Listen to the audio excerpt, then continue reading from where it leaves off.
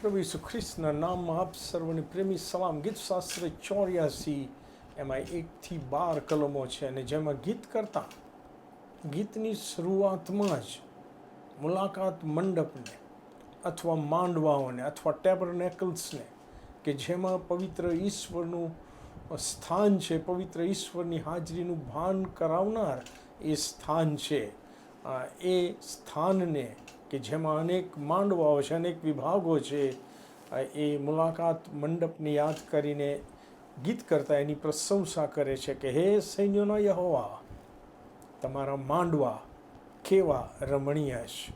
એમ કહેવા માગે છે કે હે યહોવા, તમારું પવિત્ર સ્થાન એ મન ભાવન છે.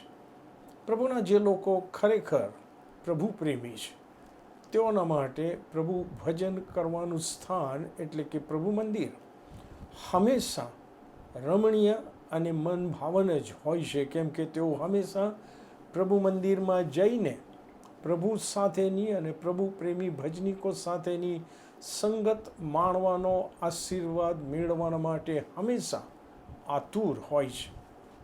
અને તેથી કલમ 2માં ગીત કરતા પ્રભુ મંદિરમાં જવાની અભિલાષા તો રાખે જ છે, પરંતુ એથી વિશેષ એટલે કે પ્રભુના પવિત્ર સ્થાન કરતાં પણ વધારે તે જીવંત પ્રભુ યહોવાની આગળ હાજર થવાની અને સંગત માણવાની ઝંખના કરે છે. એ લખે છે કે મારો આત્મા યહોવાની આંગણાની અભિલાષા રાખે છે. હા, તેમને માટે ક્ષીણ થાય છે. જીવતા જાગતા ઈશ્વરની આગળ મારું હૃદય તથા મારો દેહ હર્ષનાદ કરે છે. આ ગીતમાં ગીત કરતા પોતાના ઈશ્વરને સૈન્યોના ઈશ્વર, સૈન્યોના યહોવા, જીવંત ઈશ્વર અને મારા રાજા કહીને સંબોધન કરે છે. અને એથી ઉપરાંત ગીત કરતા નાના પક્ષીઓ જેવા કે ચલ્લી અથવા ચકલી અને અબાબીલને પણ યાદ કરે છે કે જેઓએ પોતાના બચ્ચા રાખવાના માટે યહોવાની વેદીઓ જ્યાં છે તેની આસપાસ જાણે કે માળા બાંધ્યા છે. અને ગીત કરતાને એવું લાગે છે કે આ ચલ્લીઓ અને આ બાબીલને નાના પક્ષીઓ એ જાણે કે વધારે લાભમાં છે. એ લખે છે ચલ્લીને ઘર મળ્યું છે અને આ બાબીલને માળો મળ્યો કે જેમાં તે પોતાના બચ્ચા રાખે, એટલે તમારી વેદીઓ આગળ હે સૈન્યોના યહોવા, મારા રાજા તથા મારા ઈશ્વર.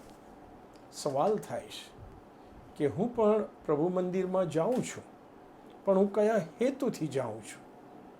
પ્રભુના બાળકો તરીકે પ્રભુ મંદિરમાં જવાની અને પ્રભુ સાથે તથા પ્રભુના લોકો સાથે પ્રભુ ભજન કરીને પ્રભુની હાજરીનો આશીર્વાદ મેળવવાની અભિલાષા અને ઝંખના સાથે શું હું પ્રભુ મંદિરમાં જાઉં છું?